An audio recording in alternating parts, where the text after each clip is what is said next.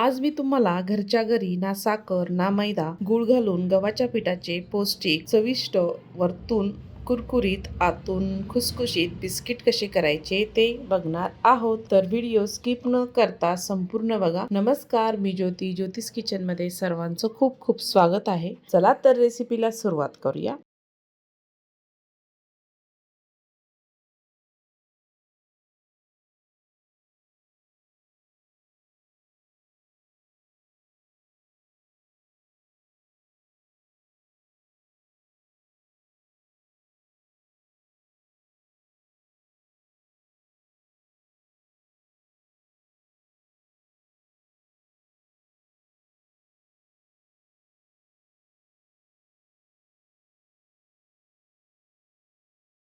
सर्वात आधी मी इथे मिक्सरचं भांडं घेतलेलं आहे। त्यामध्ये एक मोठी वाटी भरून गव्हाचं पीठ टाकायचं आहे। मी इथे चाळून घेतलेलं नाही आहे। आणि एकच वाटी आपल्याला बारीक रवा टाकायचा आहे। छोटी वाटी आहे ती।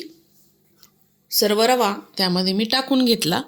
इथे 2 ते 3 इलायच्या मी इथे सोलून त्यामध्ये टाकून घेतल्या। झाकण लावायचं आणि मिक्सरला छान असं फिरून घ्यायचं आहे। ह्या पद्धतीने छान असं बारीक मी फिरून घेतलेलं आहे। रव्यामुळे आपले बिस्किट छान खुसखुशीत होतात।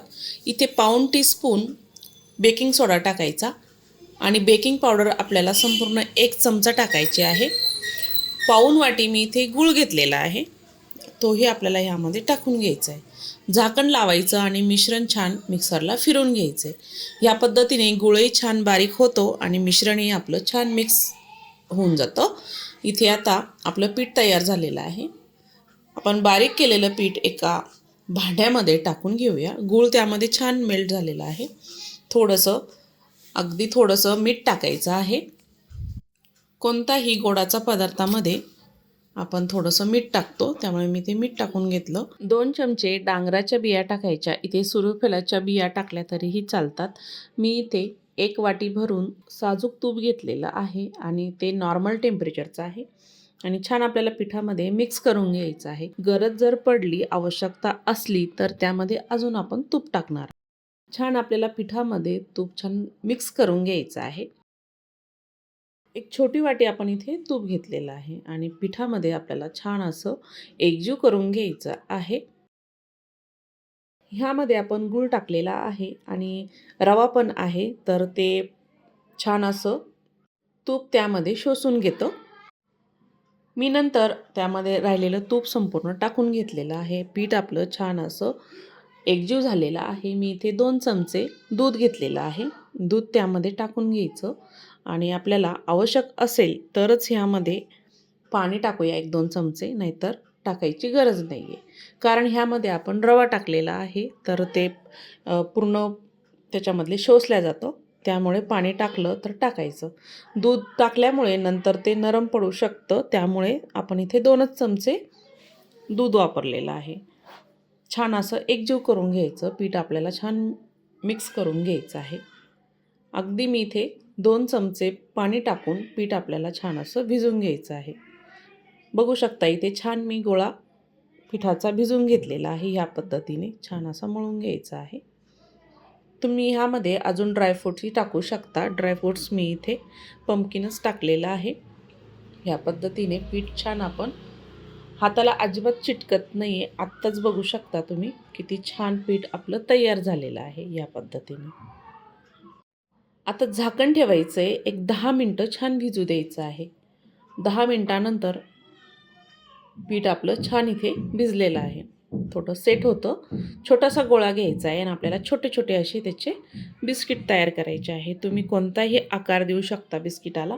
मी ते छान गोळा करून छान असं प्रेस करून घ्यायचं हातावर आणि त्याच्या कडा जर चिरल्या गेल्या तर छान अशा दाबून घ्यायच्या। चिरल्या तरी काही हरकत नाही आहे। ह्या पद्धतीने आपण छान असे बिस्किट छोटे छोटे तयार करून घेणार। तुम्ही चौकोनी आकाराचे बिस्किट तयार करू शकता।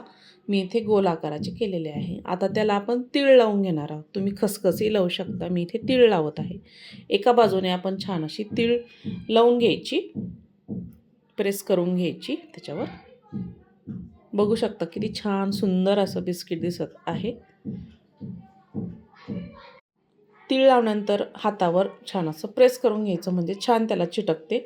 इथे मी एक प्लेट घेतलेली आहे आणि त्याच्यावर बटर पेपर घेतलं आहे, त्या साईजचा कापून घेतला आणि आपल्याला हे बिस्किट त्या प्लेटमध्ये ठेवायचे आहे. बटर पेपरवर टाकायचं, म्हणजे कसं त्याला चिटकत नाही. जर नसेल तर तूप लावून घ्यायचं आणि मगच त्याला छान आपल्याला बेक करायचं आहे. ह्या पद्धतीने दुसरंही बिस्किट आपण असंच तयार करणार आहोत.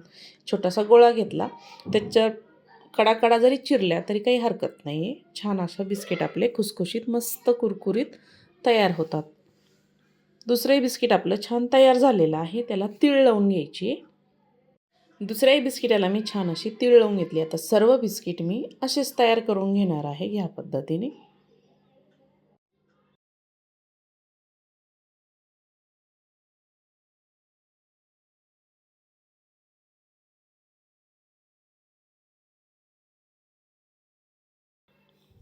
सर्व बिस्किट आपण इथे तयार करून घेतलेले आहे. आता जेवढे त्या प्लेटमध्ये बसेल तितके मी इथे बिस्किट करून घेतले आणि 10 मिनटाआधीच आपण इथे कढई छान मी गरम करायला ठेवली होती कमी गॅसवर. छान ती गरम झालेली आहे आणि आपल्याला ही प्लेट त्या स्टँडवर ठेवायची आहे आणि आपल्याला हे बिस्किट 15 ते 20 मिनिट छान बेक करून घ्यायचे, छान वाफवून घ्यायचे आहे. या पद्धतीने कधी वेळ कमी जास्त लागू शकतो. 12-15 मिनिटानंतरही चेक करून बघू शकता तुम्ही. मला इथे 20 मिनिटं लागलेली आहे. छान आपले बिस्किट इथे तयार झालेले बघू शकता. आतून छान असे खुसखुशीत कुरकुरीत बिस्किट तयार झालेले आहे घरच्या घरी. गूळ घालून गव्हाच्या पिठाचे मुलांना तुम्ही असे बिस्किट नक्की तयार करून खाऊ घालू शकता. आता पावसाळ्याचे दिवस आलेले आहे. बाहेरचे पदार्थ खाण्यापेक्षा घरच्या घरी छान असे बिस्किट तुम्ही बनवा आणि मला कमेंटमध्ये नक्की कळवा. आजची रेसिपी आवडली असेल तर ज्योतिष किचन चॅनलला नक्की सबस्क्राईब करा, बेल आयकॉनला क्लिक करा, म्हणजे नवीन रेसिपीचे नोटिफिकेशन सर्वात आधी तुम्हाला मिळेल.